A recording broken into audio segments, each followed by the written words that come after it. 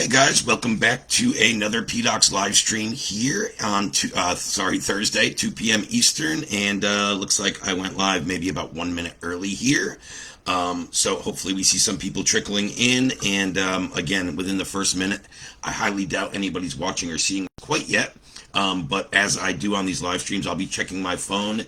Any comments, questions, anything you want to go over, anything you learned or picked up, I'd love for you guys to drop it down in the comments wherever you're watching, live on Facebook, replay on Facebook, on my YouTube channel, what have you. But as we talked about, and what it says here at the top of my screen where I'm kind of hovering my mouse right now, this is showing you, and I want to go through, as I mentioned in my post leading up to this is all about the triage call, how to become an expert at the triage call. This really helps with everything else in the sales process, right? When we do this right, it increases show-up rates, it increases close percentage, it increases quality, right? So I want to go over a few things. As I talked about in the post, again, leading up to this that I wrote on Tuesday, first off, I wanted to point out where the term originates from, which is common sense to a lot of people, but there's also, a lot of people in our high ticket space that just know of the triage sales call. So as I referenced, triage is obviously comes back to the medical industry term, healthcare, doctor's offices, what have you, right? And they use what's called the triage process when they come in. So as I put in the post, the exact process that they do. So I want to correlate that to what's going to happen on good, effective triage calls, and how there's really a lot of synergy and similarities between the two. What's done in the triage medical field and how a real effective productive triage sales call, within the high ticket remote space is held. So one thing I'd like to go over is when you go into a doctor's office, right? And we hear this talked about a lot within, our marketing, our messaging, offers, right? Authority is certainly a thing. And most people, when we go to the doctor, we almost automatically, without even speaking to them, we don't have to look at their diploma, we don't have to look at their background, how long they've been there. They're almost always the authority, especially in the medical space, which is what we're going to a doctor's office or a hospital for, right? So although it's our job to assess, to provide value and all those things, I think what a lot of people forget on that sales call is they are the authority, and you still have to represent that. Yes, again, we want to assess, deliver recommendations, solutions. And guys, I even want to take this back to content as well, because there's certainly some truth to this. I always talk about, and a lot of the posts I create are what we call value-based posts, right?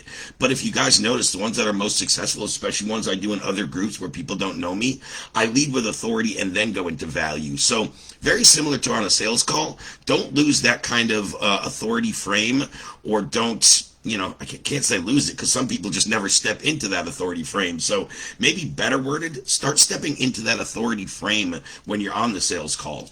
You are the expert. You have solutions to problems. You can get people to certain desired results. Again, doesn't matter if you're in this group as a fitness coach, as a lead generation coach, as an agency, as a business consultant. All those things are still, relevant and prevalent. The other thing I want to get across right off the top before I get into the lesson aspect, is within the medical industry, in the triage field, and etc., they prescribe us stuff. And do you really ask a question when somebody prescribes, hey, take this medicine, hey, here's the prescription or the referral for your next specialist? Whatever it is, we usually just take it and go fill it or do the next step. We don't really think about it.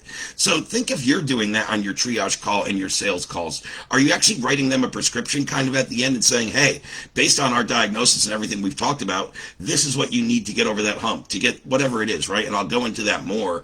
But remember, when we get to the end, and as I talked about in my post, as you'll see on both of these frameworks that I'm about to run you through today, etc., it's about making the proper recommendations and suggestions on these calls, especially the triage, and prescribing that. Again, just don't say it like, oh, is that cool with you, right? Like, hey man, this is a solution, this is what you need to do. Are you able to put in the work? Are you able to invest? Are you able to go watch that module? Whatever the next call to action is. Excuse me, I had a hiccup. And as I say in my process, guys, something I do and I do well is I kind of leave a breadcrumb trail. So when I first start talking to a prospect, it might be, hey, Ray, I want to book a call with you. Hey, yeah, that's great. I would love to book a call with you. But based on where you're at and what you're doing, I'd really love you to go through this video so you can understand a little more about what we do and how I can help you on the call. And then if it makes sense, I'll shoot you over my booking link, right? So I want to make them consume a piece of content first very often. And that's just one example, right? I'm going to do that a lot in this process. So again, what I'm going to show you guys here is a little bit of the process. I cover the process very often. You guys, anybody who's watched me more than 3 times probably has seen me or knows about my micro commitment process. And I'll touch on that quickly. Then I'm going to go through 2 different frameworks, one on the screen and another one I'm going to bring up. And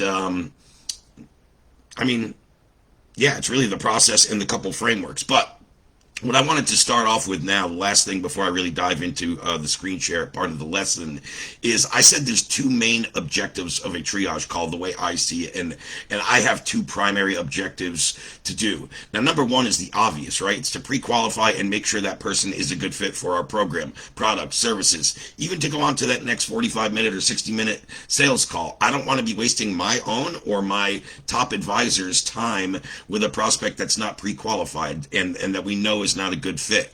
Personally, I don't really like to make offers or send people further in the sales process if I don't think my company and our offers are the best fit to solve their problem, to deliver a desired result, to transform whatever aspect of their life, business, or whatever they're looking for, right? So I always like to tell people, if we're not the best solution, we know there's other people out there, other programs that are better for them, I'd rather be very honest and just make a referral and say, hey, Mr. Prospect, based on everything we talked about, I might be able to help you, and I likely can, but there's this other guy that just specializes right in your area. I really think his program is a little more dialed in for you, so this is just a recommendation. It's your choice always, right? But I'd love you to go speak with him and see if that's a better fit, and if not, I'd certainly be happy to help and still look at working with you in my client acquisition method program, or what have you, right?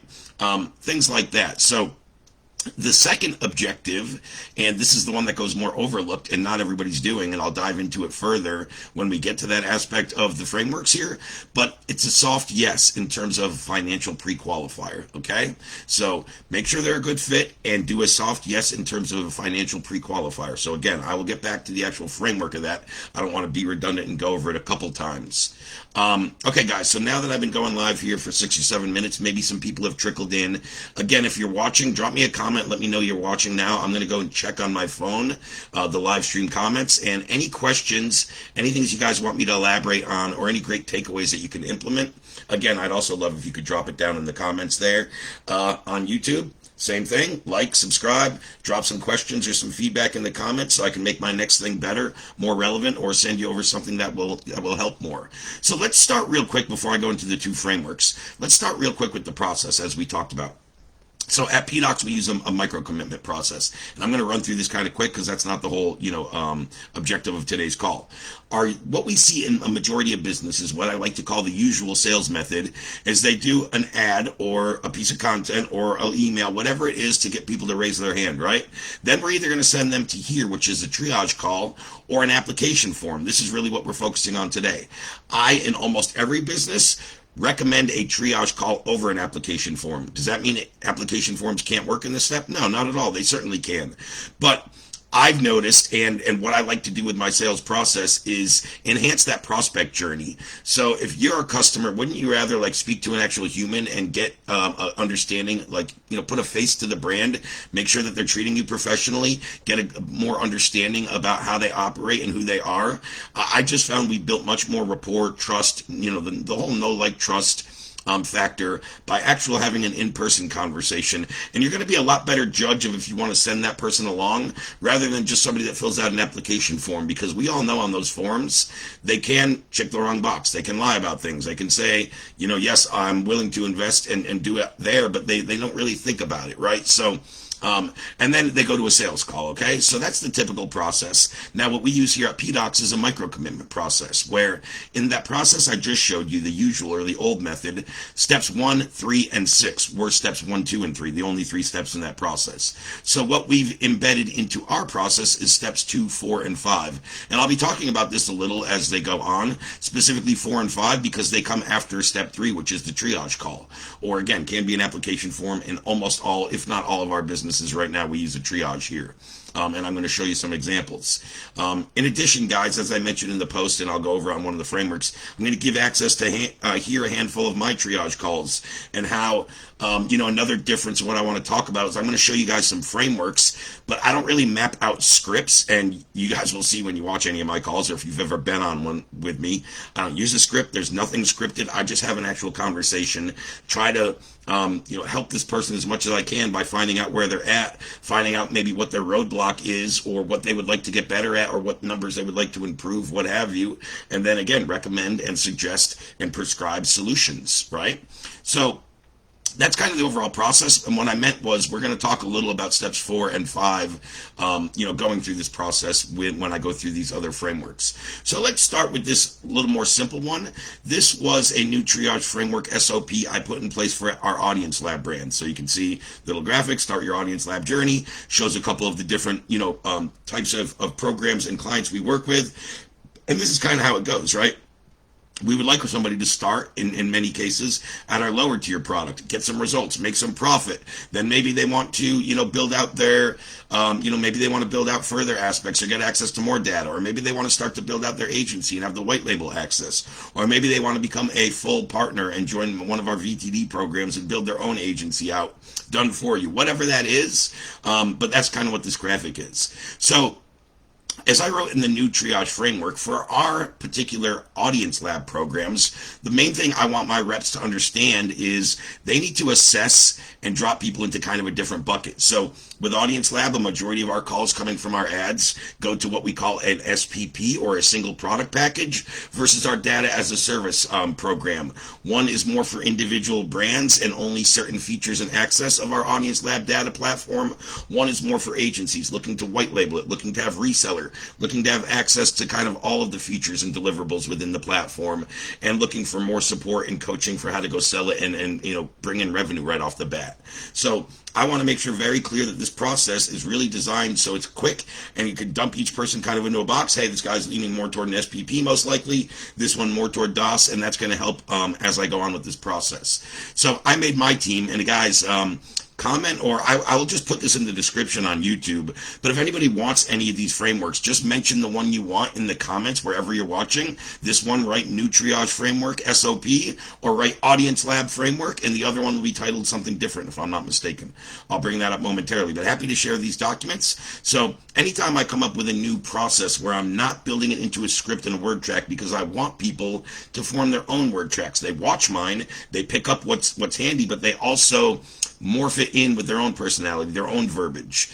I don't like to take word tracks from other sales trainers or other people I learned from and just mimic them. It never worked for me, but if I could take what they say and put up my own words, it's much more naturally flowing.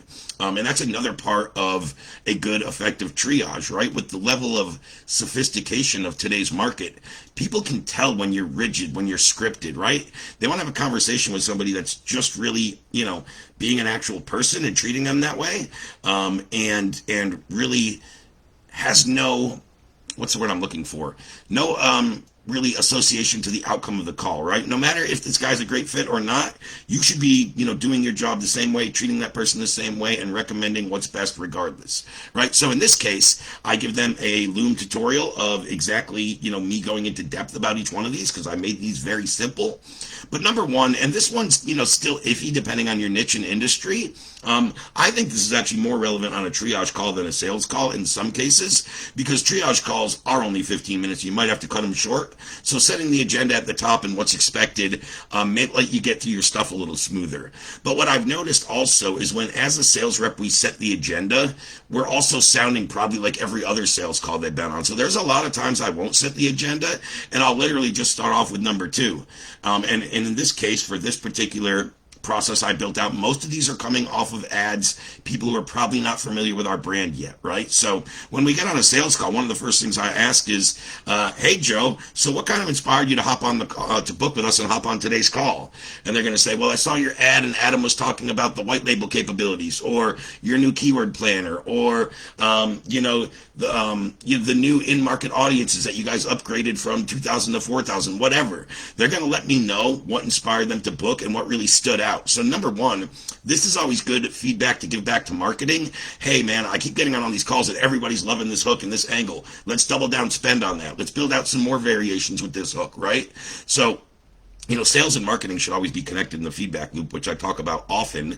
I don't know if it always works that way. I know it does on our teams. But even then, right, does everything marketing says to sales get done or get back to them and get, implemented? Probably not. And vice versa, probably not. But it's still good to have that feedback loop and let them know. Now, I know when my sales team goes to marketing and says, everybody's coming on talking about this hook, we're automatically, building new creative and new variations of that, or doubling or tripling down on ad spend on that one, what have you. So, it's going to tell them what kind of stood out within your creative and what inspired them to want to hop on the call. It's also going to probably tell you a little more about how they're envisioning using it, right?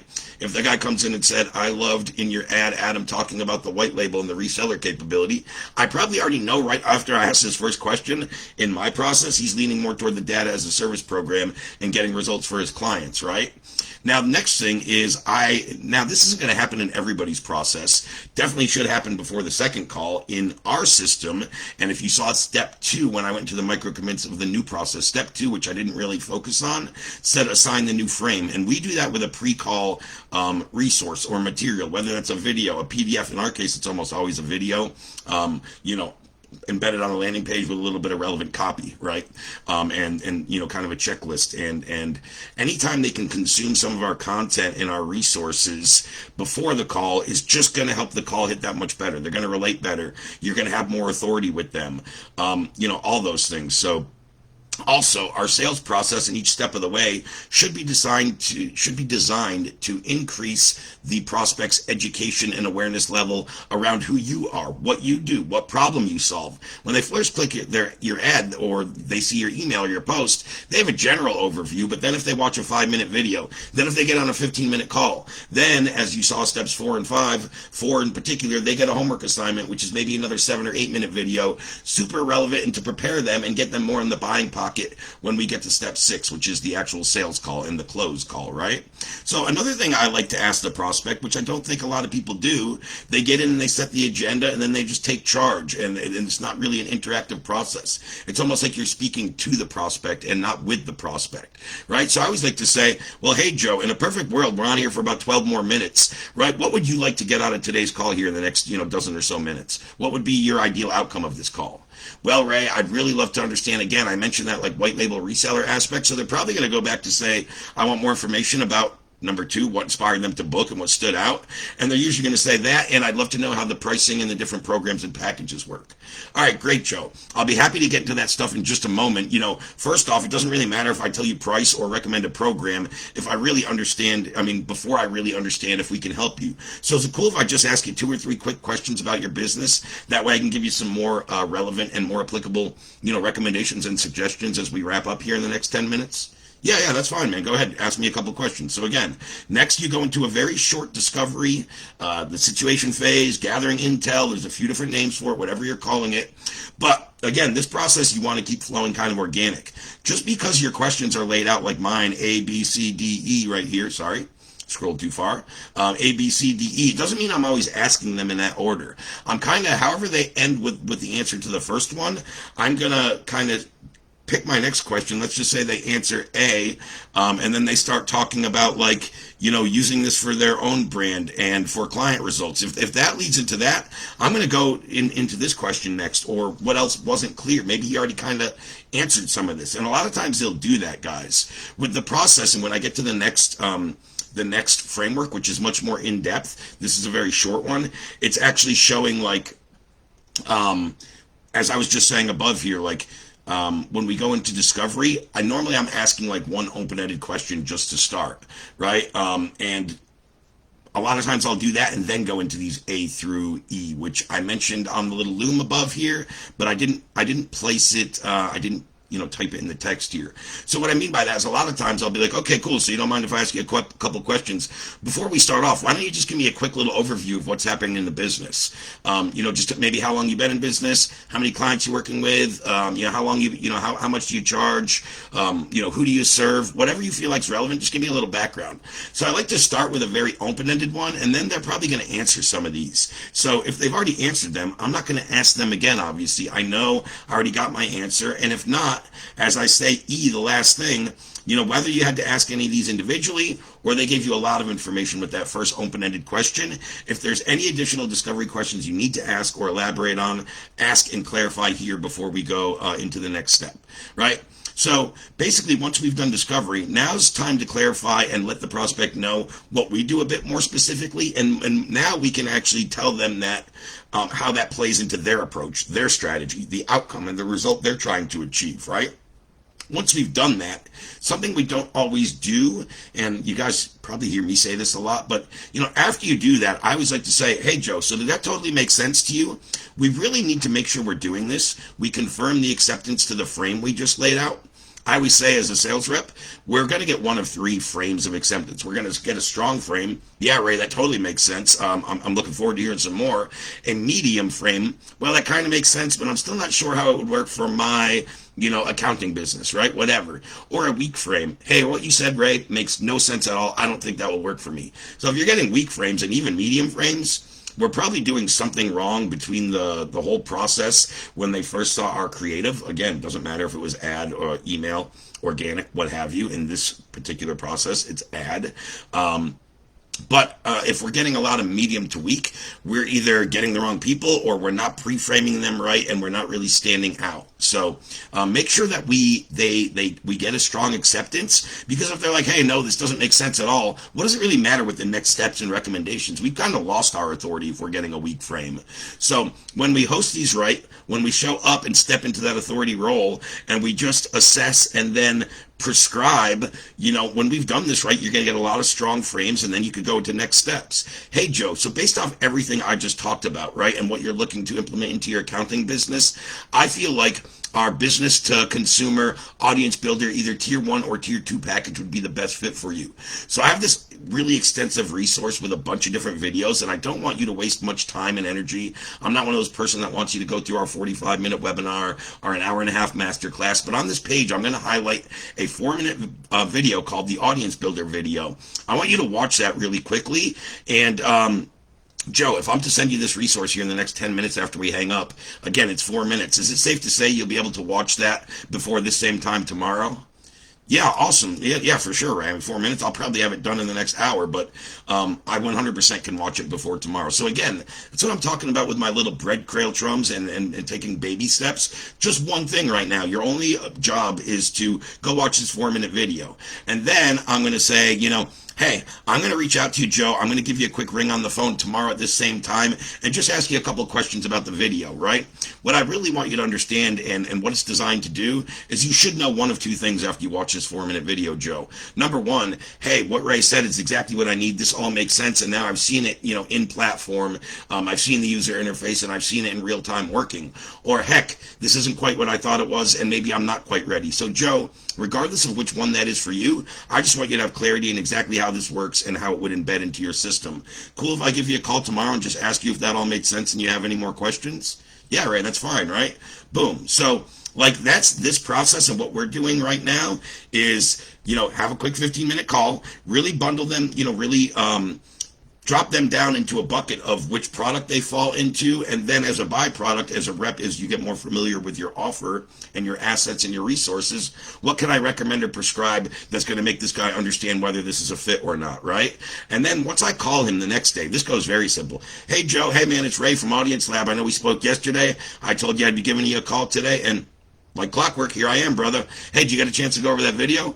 Hey, yeah, Ray, thanks for the call. I did get a chance to watch it, and you were right. Once I saw it in the user interface and how Adam went and built that in-market audience of over 210,000 people in under 4 minutes, that totally makes sense how I can embed that into my current process. So, yeah, okay, great. So, that all being said, as I talked about a little the other day, I think you're a good fit for our single product packages, especially to get started because you're looking to use this for yourself, what have you, right? Whatever it was. Or if he was looking to use it for his clients, I would have said DAS. But I think in the example I did here, and especially if it's like an individual accounting business, and I already mentioned that earlier, but yeah, that would be my suggestion. So what I think you need is our audience builder, and we have two different tiered packages, Joe. We have one that's $9.97 a month, and another that is $14.97 a month. Based on the amount of data you need right now and what you're looking for, and I know we're on a phone call here, so I can't really screen share. Can we do this now that you've watched the video and you're kind of asking about this? Can we set up another quick 15 or 30-minute Zoom call where I can go in and show you the program, the difference between the price points, what's actually included in all the deliverables, and then we'll see if it makes sense to move forward? Is that cool? Okay, great, cool. So, do you have? It's getting toward late in the day here. Do you have some time tomorrow at 10 a.m. or 2 p.m.? Which one's better for you? I have both of those available tomorrow. Right, so guys, when I'm booking that next call, I always like to give just two options, and usually about half a day apart. So if it was midday today, I would have said this evening or tomorrow morning. If it's late in the day today, tomorrow morning or tomorrow afternoon. Right, so always give like two options and just book them in right there. So on this basic approach, I also listed 6 examples of these are me doing triage calls with prospects that just clicked on our ad, knew nothing about us, and I ran them through this process. Then I took a transcription of the tutorial above and all the word tracks that I was using, so some people asked for some of the word tracks back in this Loom and how they can kind of highlight them. So I broke down the whole transcription of what I said there, and I did a lot of word tracks. Probably just did a few here that I wasn't even aware of as I'm going through this. Things like this, like and envision trying this before. I kind of explained how that works. Okay, cool. And currently, you know where you're at in your business and where you're looking to go.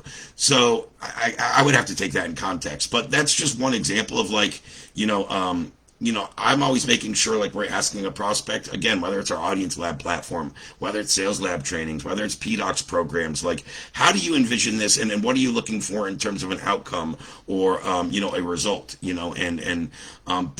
but the more we ask them what they're actually looking for, the more we can prescribe and give them the proper recommendations and suggestions toward the end of the call. So guys, the other framework I'm going to run through here really quickly. And then again, if you're watching on, the live stream here on Facebook inside the group, I'm going to go once because we're about 30 minutes in almost and just check the comments real quick and see if we have anything. And then I'll get into this last section of the call here that I want to run through. I only see one comment currently, it looks like, and it's just a couple thumbs up. Awesome. Thanks you, Jermaine. I'm not sure if I'm pronouncing that right, and hopefully you're still on there. So this is our more intricate process, and this is the initial framework that we built out for this. I've since modified this, not the framework, I've modified this into a minimum of 26 different niches and industries and had success with it. So this is pretty universal. Of course, you have to change certain verbiage and things you'd say to fit your offer, but it's very easy for me to modify it to anyone's offer. I can't necessarily assume it's going to be easy for anybody to do, but it's not very difficult. If you have everything you have in here, all you have to do is go in and customize it. Like your first thing wouldn't be, implement PDOCS further into your business because you're not PDOCS, right? So certain things would change. But this is the triage call framework that we built out when we were sending people and booking people into our high ticket back end PDOCS program when we were charging $6K. And at the time, Kevin was our VA and the one doing outreach. So basically, Kevin would do outreach within our Facebook group. This is more of an organic process. So most of these didn't come right from ads. And then Kevin would book them in with me. So I would start the call with saying hey, Mr. Prospect, so I was speaking with Kevin recently and he mentioned you wanted to hop on a call and get clarity on what to implement within PDOCS to further your business. But honestly, I don't really know you yet, so I can't give you much guidance in terms of what would be best at the moment. Do you mind giving me some background, a little about what your business is, your offer, how it's priced, who you help, where you're at now, where you want to go to, etc. That way I can provide you with the proper guidance as to what can help. I'd like Oh, this is just a sidebar. I'd like to split this up. This is too loaded of a question. That's true. It all depends on how you ask it. I actually don't think it was too loaded. I just think you have to be careful about how you word that one. And you certainly could split it up, right? You don't have to say exactly like I did. I was actually showing some extra examples. I would probably only ask 2 or 3 of those. I think I listed 4 or 5 in there at once. And then, ask the other ones when I get to more of the intel and discovery phase, right? But as it says here, this is the only time you are to be vague, right? The purpose is to ask one in bold, loaded, vague question right at the start and get them to opening up, and get them to talking. And guys, I've done so many of these calls. We see kind of both ends of the spectrum. People that give you very short, nuanced, one word or one sentence answers. And then people you ask, hey man, who do you work with and how's it priced? And they go on talking for 6 straight minutes about everything, who they work with, how it's priced, how many clients they have, what they're trying, what they're frustrated with, what they got burned in the past. So you never know. So you start with that one vague question and see how much they're going to open up and give you. Again, here it goes on to say the aim is to ask a loaded question to start in hopes that they open up and tell you a lot for you to work with, right? So I just kind of covered that. When I'm showing you this, again, this is a framework. This isn't built in a script set, but it's really only the bold lines of what you would be really asking. And then everything else on here is me more explaining or elaborating and telling you, what's going on behind the scenes. What's the thought process behind that approach? Why are we implementing this strategy? So I want people to see what we're saying, but also understand the why behind it so then they can adapt and evolve and make it their own, right? So gathering intel. Now, if we ask that loaded question again, and we did not yet get these answers, we want to start off with something like, hey, cool, man, so what's your offer and how's it priced? Okay, awesome. So you're a business coach and you run a 12-week program and you charge $2,500. That's great. As a business coach, I'm kind of curious what niche you work with. Like, who are you serving? And maybe more so, how long have you been working with clients? So guys, I always like to ask a 2-part question, which is going to minimize or almost eliminate those one word and one sentence answers and get them to talking. Because like if I just ask how's your offer price, right? We charge $2,500. What's your offer? Business coaching, right? Like they're all very slow. And when you're getting one word answers and you're just asking questions, it turns more into like an interrogation or an interview than a conversation. But when you ask a loaded question and let them talk for a little bit, it's a lot more back and forth and a lot more relational, right? Cool. So how much are you currently making a month? Okay, awesome. So that being said, how much would you like to be making a month and what's kind of stopping you from getting there? I worded that different, but this one's very similar, right? This one's very good. Sometimes people will never get this, but working with a lot of business owners, I kind of want them to know why it's important. Like, hey, if they just said in the example above, like he said getting to 50K a month, right? So like, why is it important for you to get to 50K a month? 50K is just a number, but it's like the best client wins that I hear isn't about the 40 or 50K they made. It's when they message me, hey man, I made so much money I was able to take my wife on this dream vacation. I was able to put my kid in the private school I've been trying to for years, right? It's like, what can you do with it?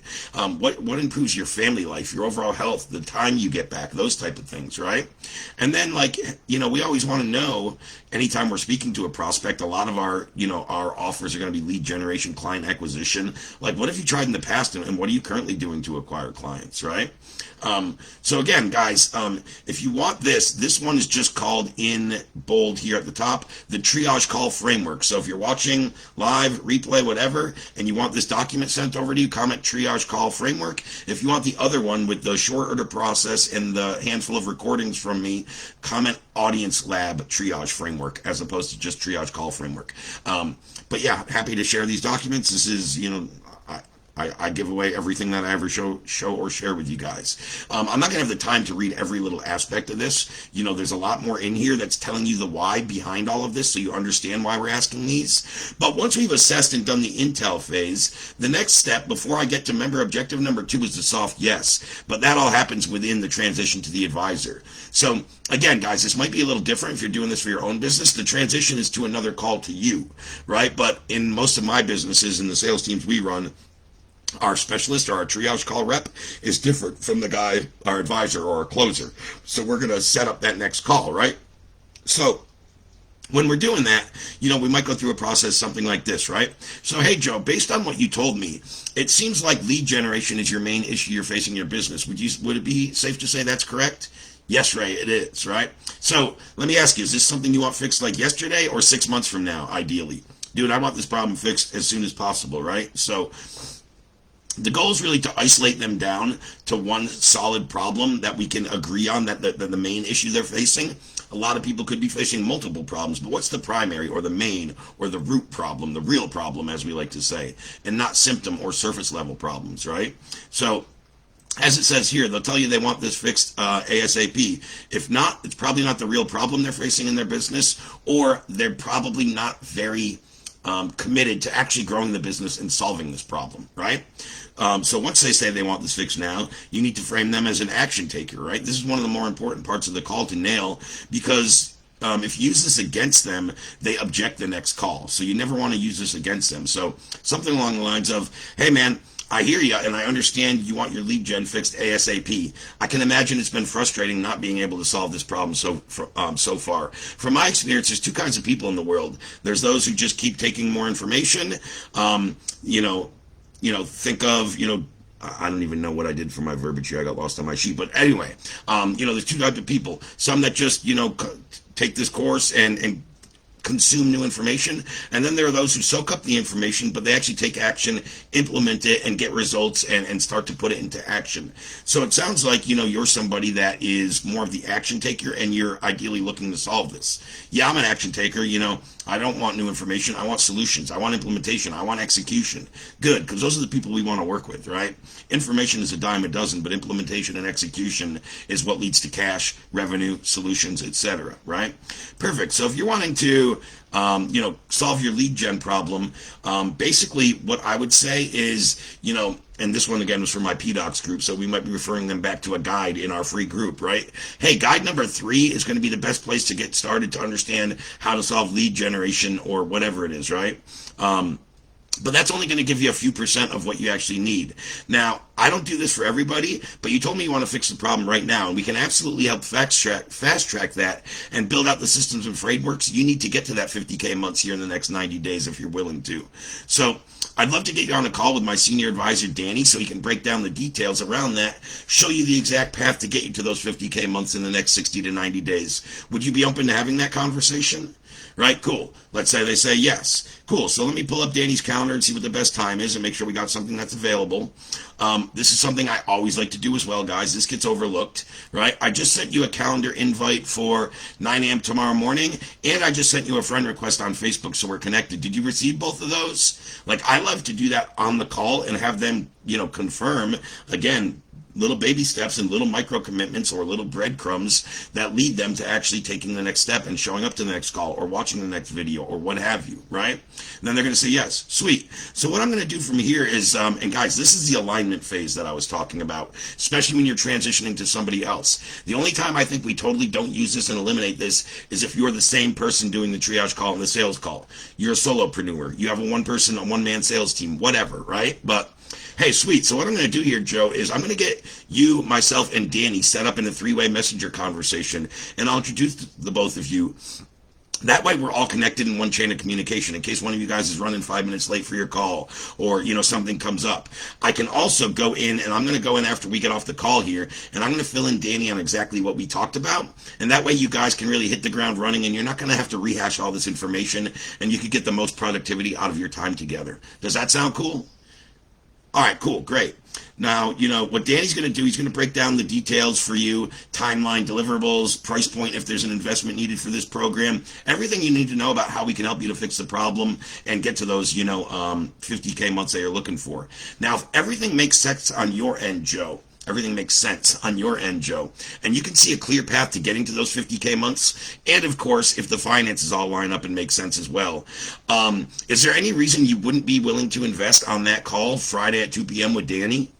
Right, and I like this one. I'm going to go in and tweak the wording because this one says, if the finances line up, would you be willing to invest to further your business at that time? I'm going to go in and reword that. I thought I already did that, so when anyone asks, it will be updated. But there's a difference because when I ask people, would you be willing to invest, a lot of times they don't really think about it and they just nod. So what I like to do here is there anything that would stop you from investing? The main objective of that is to suss out objections now. The earlier on in the process, hey, Ray, I think I'll be ready to move forward, but I really got to run it by my wife, right? Find that out now before the call so we can get her on the call as well. Or we can go over that objection right now, whatever it is. Hey, Ray, I have a business partner. Cool. Well, we're on with Danny Friday at 2 p.m. Is your business partner also have that time, or should we reschedule when you could both be there? That way Danny can run you both through it, make sure we're all on the same page, and answer you and your partner's question. Hey, if everything lines up, I would be willing to invest. The only thing that might stop me is, again, you talked about him running through the price point. Maybe it's out of my budget. Hey, totally. That's why I said if we can make it make sense. If it's out of your budget, that's a whole other story. Generally speaking, we can get flexible and try to make it work for you. But outside of that, is there anything else, right? So find out now, if you're going to have financial objections, if you're going to have a spouse, a business partner, and let's take care of that now, right? And then if they say something like, absolutely, if it all makes sense, I'm trying to get this problem solved, I would be willing to invest at that time, right? So boom. So that's, again, notice how I continue to remind them of their desired result. You know how many times that's in here? We future pace, so we talk about the outcome or the result they're looking for. Desired result, desired result. When you scroll back up, you're going to see it in there multiple times. You guys saw me mention it multiple times, right? So this is how you frame it as a sales call, and they're 100% okay with it, right? So they will give you a soft financial commitment. They will show up to the call, and they will be wanting it because everything revolves around they're solving a very specific problem and get them to that specific desired result. Now, after the call, you still need to do a couple things to set up the call. Connect the prospect in a three-way thread when you're using this. Guys, this is another thing that prospects really admire. It helps us stand out in the prospect journey before they're ever a client and trying to enhance that client journey process. If we can stand out in the prospect, in the sales call process, and they realize that we're different from the other 10 companies they've been on calls with, they're going to be much more likely to become a client, and then we can help in the client journey as well, right? So this just shows an example of like how we do those messenger threads. I have a couple more screenshot examples. I can't say a couple, I have dozens and dozens, but it's like, this is what you always want to do. Hey, Danny, meet Joe. I've got you guys scheduled at Friday, 2 p.m. Eastern, right? So you want to make sure you always put the time in there because probably me as the setter, the closer Danny, and the prospect Joe could very likely be in 3 different time zones. And if there was any mistake made, now that all 3 of us, myself, the rep, and the prospect, all have eyeballs on this, somebody's going to clear this up, and it won't be a problem once you get to the call Thursday at 2 or Friday at 2 and the guy doesn't show. Like when I do this messenger thread, he might chime in, hey, Ray, 2 p.m. Eastern. I thought it was 1 p.m. Eastern. Do we have a mix-up here, right? And then you'll clarify it. So it's good to always reconfirm the exact time of the appointment. So, Danny, Joe runs a digital marketing agency specializing in running Facebook ads for fitness coaches. Right now, everything was built on referrals, and Joe is really looking for another revenue stream to scale more predictably and consistently. I told Joe we'd be able to fast-track that process, and you'd be able to break down those details on how we could do so. You guys, looking forward to you guys getting connected. Let me know how the call goes, Joe, once you spoke with Danny. Boom, boom, boom, right?